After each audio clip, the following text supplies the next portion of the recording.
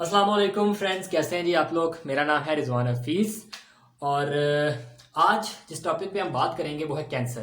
Cancer हमेशा से ही student की तरफ से एक बड़ा मुश्किल टॉपिक समझा जाता है, बट मैं कोशिश करूंगा कि इस टॉपिक को बड़ा एलेबोरेट करके और बड़ा अच्छे से एक्सप्लेन करूंगा। उम्मीद है कि इस वीडियोस सीरीज ऑफ वीडियोस को देखने के बाद कैंसर से रिलेटेड आपके तमाम सवाल जो है वो क्लियर हो जाएंगे और आपके सारे कॉन्सेप्ट क्लियर हो जाएंगे। I am very much sure about it. So please stay with me and don't forget to subscribe my channel and press the bell icon so that you may get notification for the future videos as well. आने वाली videos में जो मैं cancer के genetics के ऊपर भी बात करूंगा, जो कॉमन और इम्पॉर्टेंट जीन्स हैं उनके ऊपर भी बात करूंगा, जो टाइप्स ऑफ म्यूटेशन होती है कैंसर में उनके ऊपर भी बात करूंगा, कैंसर के नॉमेनक्लेचर के ऊपर भी बात करूंगा, कैंसर की टाइप्स के ऊपर भी बात करूंगा। आज जो पहला लेक्चर है कैंसर के ऊपर वो कैंसर का इंट्रोडक्शन क्या है और हॉलमार्क्स ऑफ कैंसर, वो कौन सी कुछ प्रॉपर्टीज हैं जो एक कैंसरियस सेल को, एक न्यूप्लाज्मिक सेल को नॉर्मल हेल्दी सेल से डिफरेंशिएट करती हैं। सही है। और वो प्रॉपर्टीज उस कैंसर सेल में डेवलप कैसे हुई, कैसे वो एक हेल्दी सेल जो है वो कैंसर सेल में कन्वर्ट होता गया, इसके ऊपर जरा आज हम बात करते हैं। तो सबसे पहले जी neoplasia. Neoplasia obviously as you can see the word neoplasia growth. Cancer basically क्या होता है कि न्यू अनकंट्रोल्ड ग्रोथ जो होती है उसको हम कैंसर कहते हैं। सही है। आगे ये बताऊंगा ये कि न्यूप्लेजिया का कुछ टाइप्स आती हैं, बिनाइन एंड मैलिग्नेंट, और उसके ऊपर ही बात होगी। अभी हम डायरेक्ट चलते हैं ये अपने इन हॉलमार्क्स की तरफ। आगे जाके ऐसा ऐसा सारी बातें आपसे करेंगे और ऐसा ऐसा आपके कॉन्सेप्ट भी क्लियर होते जाएंगे। अच्छा, इन हॉलमार्क्स को समझने से पहले आपको ना इस ग्रोथ साइकिल का पता होना चाहिए, सेल साइकिल का पता होना चाहिए। ठीक है। अब सेल साइकिल में एक एस फेज होती है, G2 फेज होती है, एम फेज होती है, G0 और G1 फेज होती है। सबसे पहले मैं आपको बताता चलूं कि एस फेज क्या होती है। एस फेज में बेसिकली आपके डीएनए की, एक सेल के डीएनए की रेप्लिकेशन स्टार्ट होती है। इसका मतलब एक डीएनए दो डीएनए में कन्वर्ट होना शुरू हो जाता है। सही है। और G1 फेज में क्या होता है, इस डीएनए की रेप्लिकेशन के लिए जितने एंजाइम्स चाहिए होते हैं, जितनी प्रोटीन्स चाहिए होती हैं, उन सब की सिंथेसिस हो रही होती है। ठीक है। इसका मतलब एस फेज, G1 फेज में एस फेज के लिए सामान तैयार हो रहा होता है, एंजाइम्स और प्रोटीन्स तैयार हो रही होती हैं। सही है। उसके बाद ही एम फेज।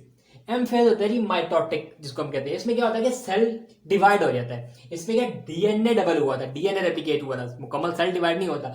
माइटोसिस में क्या होता है कि आपने पढ़ा होगा कि क्रोमोसोम सेग्रीगेशन होती है और मुकम्मल जो है वो सेल डिवाइड हो जाता है। ठीक है। अब एम फेज के लिए भी कुछ एंजाइम, कुछ प्रोटीन चाहिए होती है, और वो प्रोटीन कहां बन रहती है, G2 फेज के अंदर बन रही होती है। ठीक है। तो G1 फेज के अंदर वो एंजाइम्स बनते हैं जो सेल के डीएनए की रेप्लिकेशन के लिए जरूरी होते हैं। उसके बाद G2 फेज चलता है, इसमें वो एंजाइम्स बनते हैं जो कि माइटोसिस के लिए जरूरी होते हैं। उसके बाद कुछ सेल्स ऐसे होते हैं जो रेस्ट में चले जाते हैं, G0 फेज में चले जाते हैं, वो डिवाइड हो चुके हैं। कुछ सेल ऐसे होते हैं जो साइकिल को कंटिन्यू रखते हैं और डिवाइड होते रहते हैं कंटिन्यूअसली। सही है। ये तो सही नॉर्मल सेल साइकिल। अब यहां पर कुछ एंजाइम्स ऐसे हैं जिन्होंने इस एस फेज को स्टार्ट कराना है और इनकी सिंथेसिस यहां पर होगी। इसका मतलब उन एंजाइम्स की, उन प्रोटीन्स की कुछ जीन्स भी तो होंगी। एंजाइम्स या प्रोटीन्स बनती कैसे हैं, ऑब्वियसली कुछ प्रोटीन्स होंगी, उनकी जीन्स होंगी। उन जीन्स की जब ट्रांसक्रिप्शन होगी तो आरएनए बनेगा, वो आरएनए न्यूक्लियस से बाहर आएगा, राइबोसोम के ऊपर अटैच होगा तो वो प्रोटीन बनेगी, वो एंजाइम्स बनेंगे। इसका मतलब वो सारा ट्रांसक्रिप्शन ट्रांसलेशन का काम यहां पर चल रहा होगा।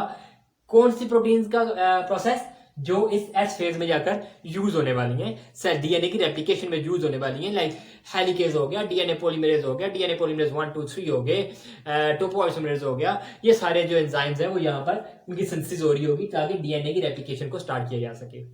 ठीक है। इसका मतलब उनकी जीन्स भी होती होंगी। अब ये मैंने जो जीन्स बनाई है ना ब्लैक, समझिए कि ये वो तमाम ये वो जीन्स हैं जो G1 फेज में है। ठीक है। जो डीएनए की रेप्लिकेशन के लिए जरूरी है।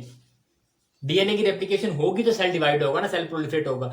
इसका मतलब ये वो जीन्स कौन सी हैं जो ये G1 वाली हैं, और ये जीन्स अगर एक्टिवेट होंगी तो जो सेल आपका प्रोलिफरेशन की तरफ, डिवीजन की तरफ जाएगा, और अगर ये एक्टिवेट नहीं होंगी तो सेल प्रोलिफरेशन या डिवीजन की तरफ नहीं जाएगा, वो रेस्टिंग स्टेट में होगा।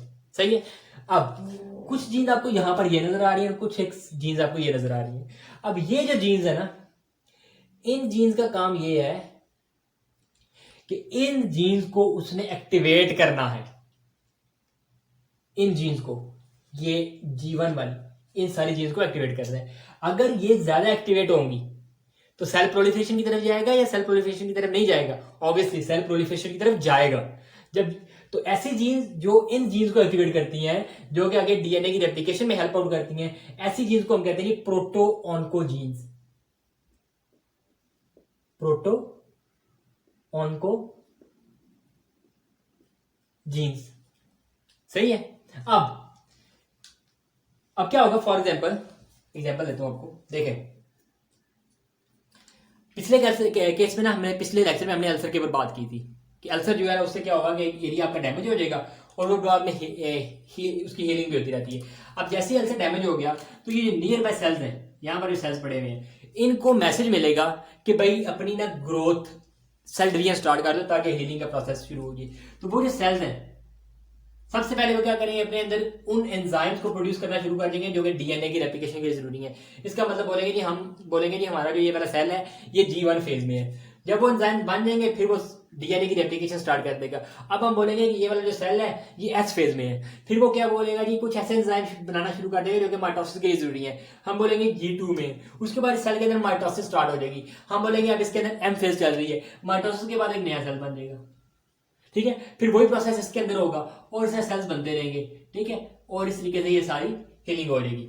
अब मुकम्मल हीलिंग होगी, अब इन सेल्स को सिग्नल मिलेगा कि भी रुक जाओ, अब फर्दर रेप्लिकेशन, फर्दर प्रोलिफरेशन नहीं चाहिए, फर्दर सेल डिवीजन नहीं चाहिए, अब ये सेल रुक जाएंगे, ठीक है। इसका मतलब प्रोलिफरेशन स्टार्ट करने वाली भी जीन्स है, जो कि ये जीन्स है जिन्होंने इसको सिग्नल दिया कि भाई अपना प्रोसेस स्टार्ट करो, उनको हमने बता दिया कि उनको क्या कहते हैं, प्रोटो ऑन्कोजीन्स। और सेल डिवीजन को रोकने वाली जीन्स भी हैं जो बताएंगे कि भाई अब फर्दर जो है वो रिक्वायर, अब प्रोलिफरेशन या सेल डिवीजन या डीएनए रेप्लिकेशन फर्दर रिक्वायर है नहीं है, तो वो जीन्स जो इनको मैसेज देंगी वो इनहिबिटरी मैसेज होगा कि भाई अब जो है वो अपनी प्रोलिफरेशन रोक दो, ठीक है।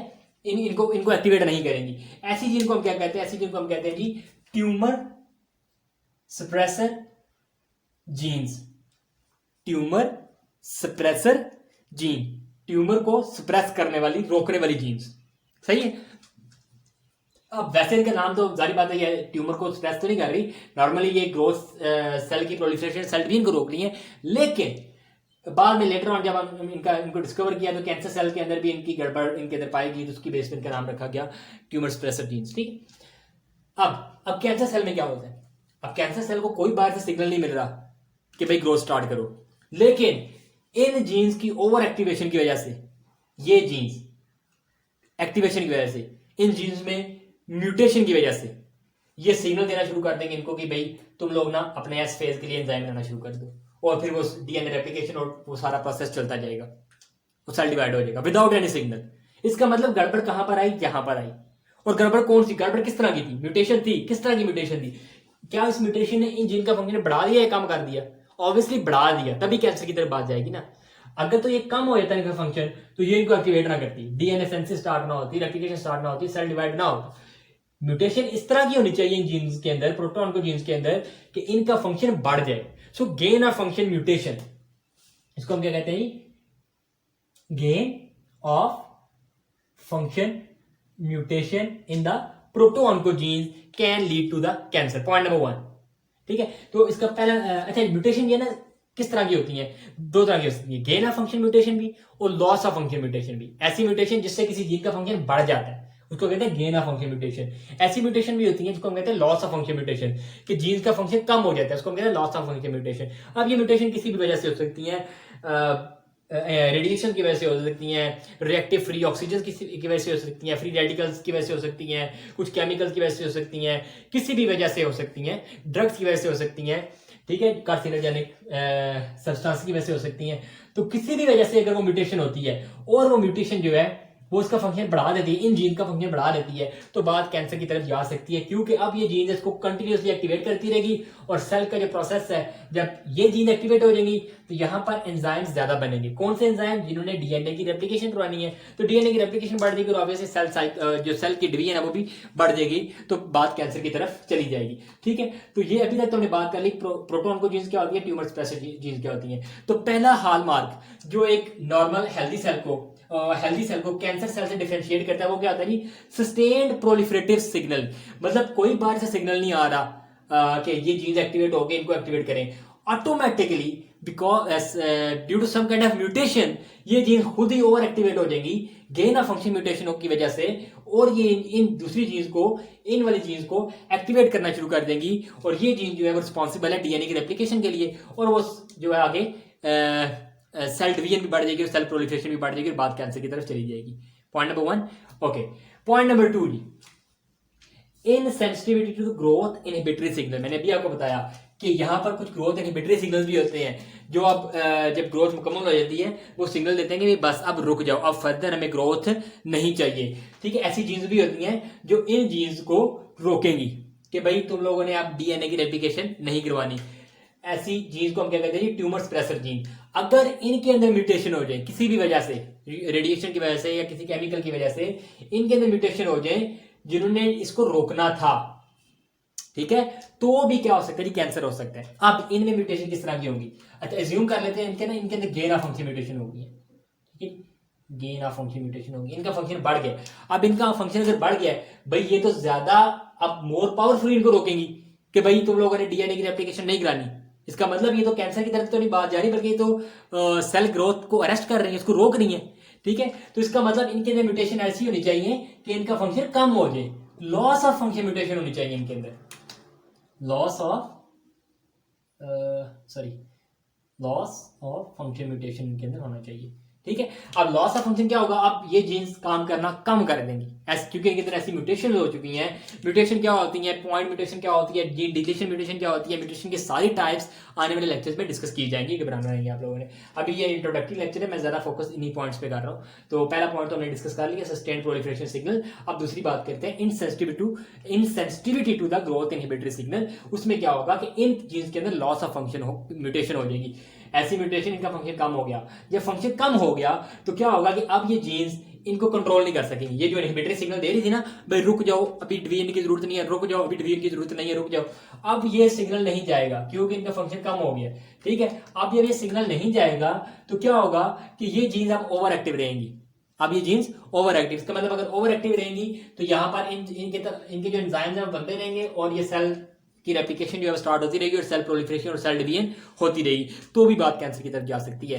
तो दूसरा क्या जी, insensitivity to the inhibitory signal, जो इनहिबिटरी सिग्नल था उससे भी इनसेंसिटिविटी हो जाती है। पहली बात हमने क्या पढ़ी जी, प्रोटॉन को जीन के अंदर gain of function mutation, tumour suppressor gene के अंदर लॉस ऑफ फंक्शन म्यूटेशन होगा। अगला है जी DNA repairing dysfunction, DNA repairing dysfunction. अब म्यूटेशन बेसिकली होती क्या है, म्यूटेशन ये नहीं है कि डीएनए के अंदर कोई गड़बड़ हुई, एक न्यूक्लियोटाइड भी आगे लग गया। फॉर एग्जांपल ये हमारा डीएनए है, adenine, thymine, cytosine, thymidine, adenine for example. ठीक है, और इसके अंदर ए के अगेंस्ट क्या लगना चाहिए, टी लगना चाहिए, टी के अगेंस्ट क्या लगना चाहिए, ए लगना चाहिए, जी के अगेंस्ट सी, सी के अगेंस्ट जी, टी के अगेंस्ट ए के अगेंस्ट टी, ए के अगेंस्ट टी लगना चाहिए था, जी लग गया। ये म्यूटेशन। अब ये म्यूटेशन तब तक म्यूटेशन नहीं होगी, ये गलती है, ये म्यूटेशन नहीं है, it's a mistake, it's not a mutation. Mutation तब होगी जब ये गलती हूबहू उसका जो सेल डिवीजन के बाद ना उसके डॉटर सेल में भी ट्रांसफर हो जाए, तब बोलेंगे ये म्यूटेशन है, वरना ये गलती है। और इस गलती को सही करने के लिए हमारे सेल्स के अंदर बहुत से मैकेनिज्म काम कर रहे होते हैं। और फौरन से क्या करेंगे, एंडोन्यूक्लियसेस, लाइगेसेस, डीएनए पॉलीमरेज 1 वगैरह आएंगे, इसको हटाएंगे और जो असल जगह है ए के अगेंस्ट टी वो लगा के गलती सही कर देंगे। बट अगर गलती सही ना हो, अगर ये डीएनए रिपेयरिंग वाला काम, जो डीएनए रिपेयरिंग वाली जीन्स हैं वो काम करना छोड़ दें, वो डीएनए रिपेयरिंग ना करें और ये जीन्स जी लगा रहे और ये जी आगे डॉटर सेल में भी ट्रांसफर हो जाए, तो फिर इसको हम क्या कहेंगे कि ये जो म्यूटेशन हो गई है, ये क्या हो गई, म्यूटेशन हो गई है। सही होगी बात? ओके, अब इसका मतलब डीएनए रिपेयरिंग का काम हमारे सेल्स के अंदर हो रहा है, डीएनए रिपेयरिंग का काम हमारे सेल्स के अंदर हो रहा है, और उनके अंदर जो उन प्रोटीन्स, उन एंजाइम जिन्होंने डीएनए रिपेयरिंग करनी है, ऑब्वियसली अगर वो एंजाइम या प्रोटीन, उनके लिए उनकी जीन्स भी तो होंगी कहीं ना कहीं, तो ऐसी चीज को हम क्या कहेंगे जी, डीएनए रिपेयरिंग जीन्स। तो इन जीन्स के अंदर भी म्यूटेशन होगी, इन जीन्स के अंदर भी म्यूटेशन होगी। अब इन जीन्स के अंदर कौन सी म्यूटेशन होगी, गेन ऑफ फंक्शन म्यूटेशन या लॉस ऑफ फंक्शन म्यूटेशन? अगर गेन ऑफ फंक्शन म्यूटेशन होगी तो इनका फंक्शन बढ़ जाएगा, इसका मतलब ये तो ज्यादा से ज्यादा रिपेयरिंग करेंगे, जरा सी भी गलती हो फौरन से जाके रिपेयरिंग कर देंगे, फौरन से जाके टी की जगह ए लगा देंगे, ए के अगेंस्ट टी लगा देंगे, सारी गलतियां सही करते जाएंगे, मिस्टेक सारी सही करते जाएंगे। इसका मतलब डीएनए रिपेयरिंग जीन्स के अंदर कौन सी टाइप की म्यूटेशन होनी चाहिए? लॉस ऑफ फंक्शन म्यूटेशन, ताकि वो जो गड़बड़ हो रही है उसको दूर किया जा सके, उस गड़बड़ को दूर किया जा सके, सॉरी उस गड़बड़ को, अगर इसके अंदर लॉस ऑफ फंक्शन म्यूटेशन होगी, लॉस ऑफ फंक्शन। अब अगर कोई डीएनए की रिप्लिकेशन के दौरान, ड्यूरिंग रेप्लिकेशन, अगर कोई गलत न्यूक्लियोटाइड लग गया है, अब इस जिसने सही करना था उसके अंदर तो म्यूटेशन हो चुकी है, उसका फंक्शन तो कम हो चुका है, अब ये उसको सही नहीं कर सकेगा और बात के लिए चली जाएगी कैंसर की तरफ चली जाएगी। इसका मतलब जो डीएनए रिपेयरिंग का फंक्शन है वो भी कैंसर सेल में खराब हो चुका होगा। ठीक है, तीसरा हालमार्क, पहले दो हमने पढ़ लिए, तीसरा क्या है? डीएनए रिपेयरिंग का डिसफंक्शन हो जाना। चौथा जी रेजिस्टिंग एपोप्टोसिस। अब रेजिस्टिंग एपोप्टोसिस बड़ी इंपॉर्टेंट बात है, सुनिएगा जी। देखिए, कैंसर के अंदर म्यूटेशन होगी, अब वो सही नहीं हो रही, ठीक है, डीएनए रिपेयरिंग का काम, वो डीएनए रिपेयरिंग वाली जीन खराब हो चुकी है, गड़बड़ नजर आ रहा है कि म्यूटेशन, और ये म्यूटेशन अगले डॉटर सेल में भी चली जाएगी। तो कैंसर सेल्स बड़े सियाने हैं, वो कहते हैं, ऐसा करते हैं कि हम नहीं चाहते कि हमारी जो डॉटर सेल्स पैदा होंगी, जो हमारी औलाद पैदा होगी, वो भी उसके अंदर भी खराबियां निकले, उसके अंदर भी खामियां निकले। ठीक है, तो वो क्या करते हैं?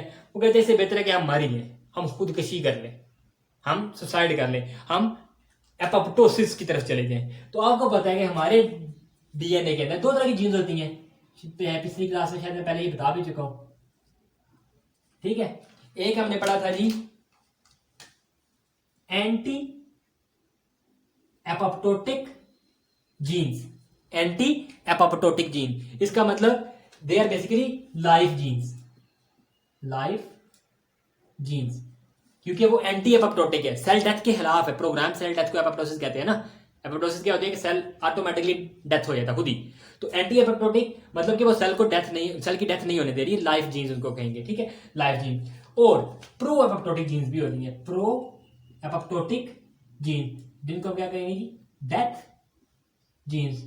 जो क्या करेंगे जी, जब कोई सेल के अंदर गड़बड़ पैदा होगी, वो चाहते हैं कि ये गड़बड़ आगे आने वाले सेल्स के अंदर ना जाए, तो वो सेल जो है सुसाइड कमिट कर लेते हैं, मर जाते हैं, फोत होता है, वफात पा जाता है। ठीक है, तो अब ये दो जीन्स हैं जो कि बैलेंस काम कर रही होती हैं, प्रो एपोप्टोटिक और एंटी एपोप्टोटिक जीन्स। अब एक सेल के अंदर डिसफंक्शन हो गया, अब ये सेल कहता है कि भाई मैंने मरना है, लेकिन कैंसर सेल बेचारा मर भी नहीं पाता, वो सही से मर भी नहीं पाता। क्यों? क्योंकि उनकी इन जीन्स के अंदर भी डिसफंक्शन हो जाता है। क्यों? क्योंकि जो एंटी एपोप्टोटिक जीन्स थी, जो लाइफ जीन्स थी, जिन्होंने जिंदा रखना था, उनके अंदर म्यूटेशन हो चुकी होगी, लॉस ऑफ फंक्शन म्यूटेशन। और जो आपकी डेथ जीन्स है, जिन्होंने मारना था, सॉरी, जो लाइफ जीन्स है, उनके अंदर गेन ऑफ फंक्शन म्यूटेशन हो चुकी होगी, क्योंकि उन्हें जिंदा रखना है। और जो डेथ जीन है, एंटी एपोप्टोटिक जीन, जैसे मैंने एग्जांपल दी हुई है, एंटी एपोप्टोटिक जीन जैसे कि BCL2, उसके बाद बैक और बैक की सारी एग्जांपल्स गिवन है एपोप्टोसिस वाली वीडियो के अंदर, आप लोग देख सकते हैं। ठीक, ओके जी। और जो डेथ जीन है, इसका लॉस ऑफ फंक्शन म्यूटेशन हो चुकी होगी। इसका मतलब क्या हुआ कि अब प्रो एपोप्टोटिक जीन्स जिन्होंने डेथ कॉज करनी थी, उनकी लॉस ऑफ फंक्शन हो चुका है। इसका मतलब अब वो डेथ इंड्यूस नहीं कर सकेंगे, अब एपोप्टोसिस इंड्यूस नहीं होगी। इसका मतलब सेल को अब जिंदा रखना पड़ेगा, जिंदा रहेगा। वो डिफेक्टेड हो गया है, उसके अंदर यहाँ पर म्यूटेशन, वो जो म्यूटेशन को सही करने वाली जीन थी वो भी खराब हो गई है। उसके बाद कैंसर सेल सोचता है कि मैं मर जाता हूँ, जो मरने वाली जीन थी उसका फंक्शन कम हो गया है, जो जिंदा रखने वाली जीन थी उसके अंदर गेन ऑफ फंक्शन म्यूटेशन हो चुकी है। तो ये सारी म्यूटेशन जो है वो लीड करेंगी एक कैंसर सेल को डिफ्रेंशिएट करेंगी नॉर्मल हेल्थी सेल से। ठीक, तो उसके बाद क्या है जी, चौथा पॉइंट है जी रेजिस्टिंग एपोप्टोसिस। एपोप्टोसिस कोई नहीं होगी, वो मैंने आपको दोनों बातें बता दी हैं कि जो प्रो एपोप्टोटिक जीन है उनके अंदर लॉस ऑफ फंक्शन हो जाएगा और एंटी एपोप्टोटिक जीन के अंदर गेन ऑफ फंक्शन म्यूटेशंस हो जाएंगी। Okay, now point number 5 is limitless replication. Limitless replication. अब लिमिटलेस रेप्लिकेशन क्या होती है, इसको बड़े गौर से सुनिएगा।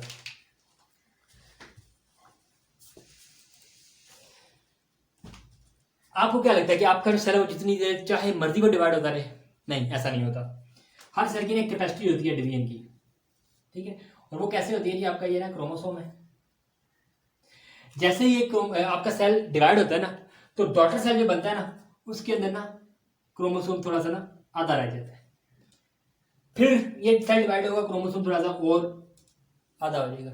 फिर अगली दफा वो डॉटर सेल फर्दर डिवाइड होगा और थोड़ा रह गया, वो जो फर्दर डिवाइड हुआ ना सेल, उससे जो डॉटर सेल बना है जब वो नेक्स्ट डॉटर सेल में जाएगा, वो फर्दर एक टाइम आएगा कि क्रोमोसोम इतना छोटा रह जाएगा कि वो फर्दर जो है वो रेप्लिकेशन या फर्दर सेल डिवीजन नहीं कर पाएगा। इसका मतलब हर सेल की एक रेप्लिकेट करने की कैपेसिटी होती है। कुछ सेल्स होते हैं जिनकी लिमिटलेस कैपेसिटी होती है, जो कंटिन्यूसली रेप्लिकेट करते रहते हैं। अब उनके अंदर क्या होता है कि ये जो क्रोमोसोम है इनके एक्स्ट्रा फ्रेगमेंट्स होते हैं, ठीक है, एक्स्ट्रा थोड़ा सा पीस, इसको कहते हैं टीलूमर। टीलूमर। अब क्या होगा, बड़े बड़े गौर से बात सुनिएगा जी। एक एंजाइम होता है टीलूमरेज,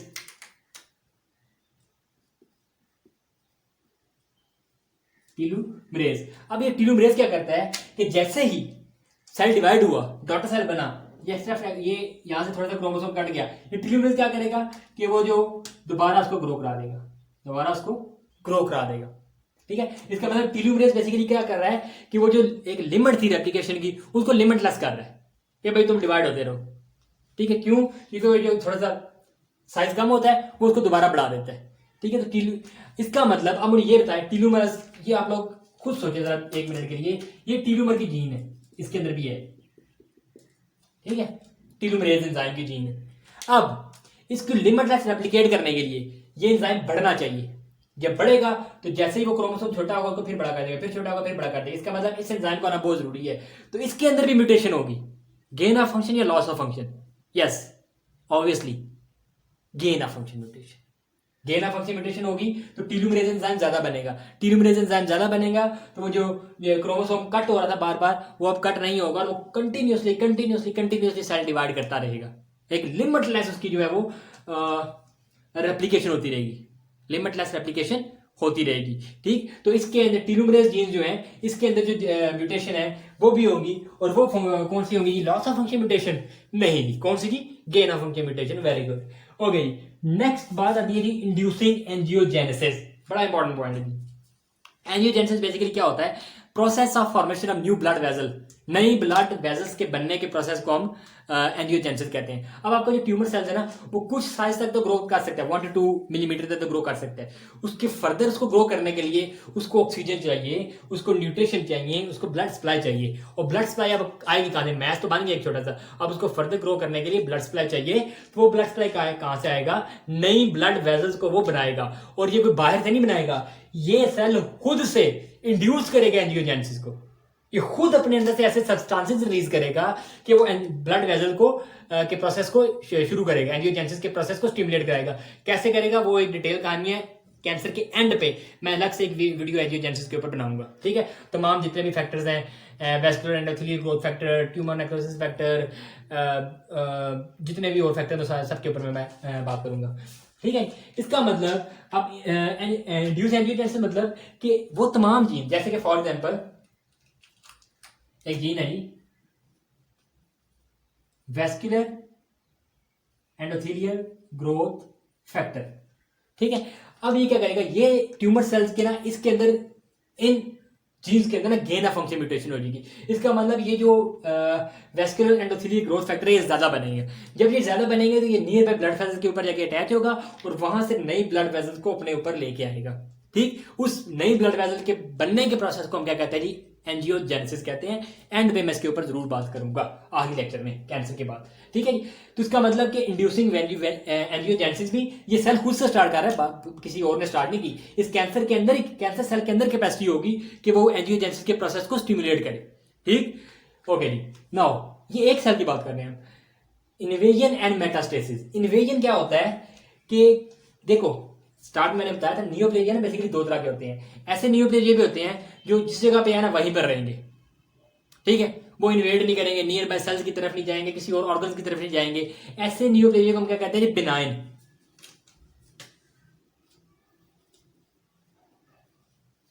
बिनाइन नियोप्लेजिया, ठीक है, कि वो लिमिटेड है। और ऐसे नियोप्लेजिया भी होते हैं जो प्रोलिफरेट करते जाएंगे, जो साथ वाले नेबरिंग जो टिश्यूज हैं वहां पर भी चले जाएंगे, बेसमेंट मेम्ब्रेन को क्रॉस करके, बल्कि वो ब्लड के थ्रू और लिम्फ वेसल के थ्रू जरिए वो जो दूसरे डिस्टेंट ऑर्गन्स हैं वहां पर भी चले जाएंगे। सो इनको हम उन ट्यूमर सेल को हम कहते हैं जी मैलिग्नेंट, मैलिग्नेंट नियोप्लेजिया। तो जो मैलिग्नेंट नियोप्लेजिया होता है ना, उसको कैंसर कहा जाता है, बिनाइन नियोप्लेजिया जो एक मैस ऑफ ट्यूमर बना और वो एक जगह पे लिमिटेड है, वो कैंसर नहीं होता। मैलिग्नेंट नियोप्लेजिया जो होगा वो कैंसर होगा, सही है। तो अब ये इसका मतलब जो कैंसर सेल है मैलिग्नेंट है, इसका मतलब उसके अंदर इन्वेजन क्या होता है कि साथ वाले जो ऑर्गन है, साथ वाले टिश्यू है, उनके अंदर इन्वेड कर जाना, बेसमेंट मेम्ब्रेन को तोड़ेगा और ऐसे एंजाइम्स की रिलीज करेगा जो बेसमेंट मेम्ब्रेन को डिसॉल्व कर देंगे, प्रोटीजेस वगैरह। जब वो बेसमेंट मेम्ब्रेन डिसॉल्व हो जाएगी तो वो साथ वाले सेल्स के अंदर चला जाएगा, जब वो साथ वाले सेल्स के अंदर चला जाएगा वहां पर ग्रोथ शुरू कर देगा। तो ऐसे इसका मतलब क्या हुआ कि कैंसर सेल के अंदर इन्वेजन करने की कैपेसिटी होनी चाहिए। दूसरा की मेटास्टेसिस। अब मेटास्टेसिस क्या होता है कि कैंसर सेल जो डिस्टेंट ऑर्गन्स हैं उनको भी ब्लड वेजल के जरिए, लिम्फ वेजल के जरिए डिस्टेंट ऑर्गन में जाकर भी ग्रो स्टार्ट कर सकता है। इस चीज को हम कहते हैं मेटास्टेसिस। इन्वेजन मतलब नियर बाय सेल्स या ऑर्गन के अंदर, और मेटास्टेसिस डिस्टेंट ऑर्गन के अंदर चले जाना थ्रू द ब्लड सप्लाई और लिम्फ वेजल के जरिए, इसको कहते हैं मेटास्टेसिस। तो ये दोनों जो कैरेक्टरिस्टिक्स हैं ये भी ट्यूमर सेल के अंदर डेवलप होंगी, जो कि नॉर्मल सेल के अंदर डेवलप नहीं होती, क्योंकि नॉर्मल सेल्स का एक स्पेसिफिक माइक्रो एनवायरनमेंट होता है, वो वहीं पे ग्रोथ कर सकते हैं। अब किडनी के सेल को आप लीवर में जाइए ग्रो कराओ, वो नहीं करेगा, उसका एक अपना माइक्रो एनवायरनमेंट है, वो वहीं पे ग्रो करेगा, ठीक है। जबकि कैंसर सेल जो होते हैं वो इन्वेजन और मेटास्टेसिस कर सकते हैं। आखिरी पॉइंट जो है that is avoiding immune destruction. देखो जैसे ही क्या होता है कि कैंसर सेल बन गया, अब कैंसर सेल के ऊपर जो सरफेस प्रोटीन है वो सारी डिफरेंट हो जाएंगी, तो वो हमारा जो इम्यून सिस्टम है उसको सेल्फ पार्टिकल कंसिडर नहीं करेगा, बल्कि उसको फॉरेन पार्टिकल कंसिडर करेगा, फॉरेन सेल कंसिडर करेगा, वो उसके ऊपर ट्रैक करना चाहेगा। लेकिन ये इम्यून सेल भी कोई ऐसे ढीठ किस्म के सेल्स हैं कि ये उससे भी बचने का एक इन्होंने अपने सिस्टम बना लिया है, ठीक है। जैसे PD1 PDL1 मतलब उसको इम्यून सेल को इनहिबिटरी सिग्नल देते हैं कि भाई हमारे ऊपर अटैक नहीं करो, ठीक है, CTLA4 के जरिए। मतलब ये कुछ प्रोटीन है जो बता रहा हूँ, जो आगे मैं ट्राई करूंगा इसके ऊपर ज्यादा से ज्यादा बात करूं एंड पे जाकर। तो इसका मतलब कि कैंसर सेल के अंदर इम्यून सिस्टम से अवॉइड करने की भी कैपेसिटी होती है, ठीक। तो ये वो तमाम हॉलमार्क्स ऑफ कैंसर हैं जो कि कैंसरियस सेल को न्यूप्लेजिक सेल से डिफरेंशिएट करते हैं, या कैंसर सेल को नॉर्मल हेल्दी सेल से डिफरेंशिएट करते हैं, सही है जी। नेक्स्ट वाली क्लास में हम जरा प्रोटोन को जीन को डिटेल से डिस्कस करेंगे, उससे अगली क्लास में हम ट्यूमर सप्रेसर जीन को जरा डिटेल से डिस्कस करेंगे, उसके बाद हम म्यूटेशन की तरफ जाएंगे, टाइप्स ऑफ म्यूटेशन की तरफ, उसके बाद जो हम इसके कैंसर की टाइप्स और उनके नॉमेनक्लेचर के ऊपर बात करेंगे, और एंड पे जरा एक जनरल ट्रीटमेंट और डायग्नोसिस के ऊपर भी बात कर लेंगे। आई एम वेरी मच श्योर कि आपको लेक्चर बड़ा अच्छा लगा होगा। प्लीज इस चैनल को सब्सक्राइब करना मत भूलिएगा और बेल आइकन लाजमी प्रेस कीजिएगा, ताकि मैं जब अगली वीडियो अपलोड करूं तो आपको मैसेज चला जाए और आप वीडियोस देख लें। फर्दरमोर प्लीज इस वीडियो को और इस चैनल को अपने दोस्तों के साथ भी शेयर करें, ताकि ज़्यादा से ज़्यादा सब्सक्रिप्शन जो है मुझे मिल सके। Thank you so much.